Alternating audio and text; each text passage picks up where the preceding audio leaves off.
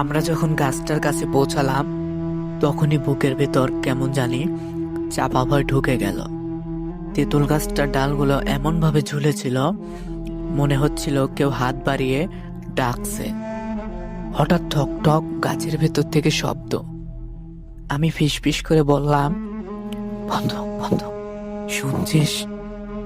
রাশেদ কিছু বলার আগেই গাছের নিচে একটা ছায়া নড়ল। চাঁদের আলোতে স্পষ্ট দেখা গেল একজন মহিলা, লম্বা চুল, মুখ ঢেকে রেখেছে, পা দুটো মাটিতে ছোঁয়ায় না। আমাদের শরীর একেবারে জমে গেল। হঠাৎ সে ধীরে ধীরে মাথা তুলল। মুখটা দেখে আমার শ্বাস বন্ধ হয়ে গেল। চোখ দুটো ছিল একেবারে সাদা, কোনো মনি নেই। মুখটা এমন ভাবে বাঁকানো, মানুষের মুখ না। সে কাঁপা কাঁপা গলায় বলল, আমার ছেলেটাকে দেখেছিস? রাশেদ চিৎকার দিয়ে দৌড় দিল। আমি নড়তেই পারছি না।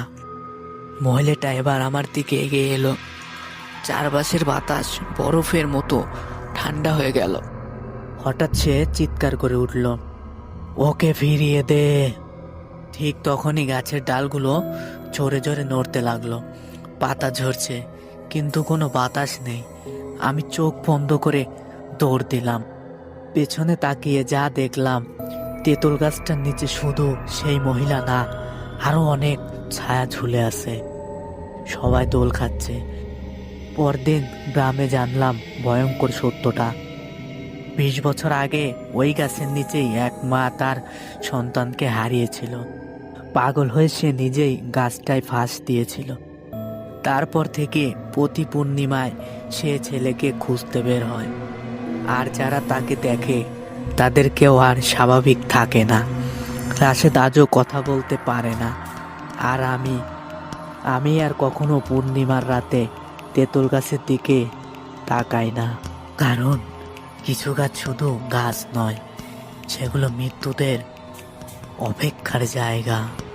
তো এটাই ছিল মূল ঘটনা। আশা করি ভালো লাগছে। ভালো লাগলে আমার চ্যানেলটা সাবস্ক্রাইব করে রাখবেন। ধন্যবাদ।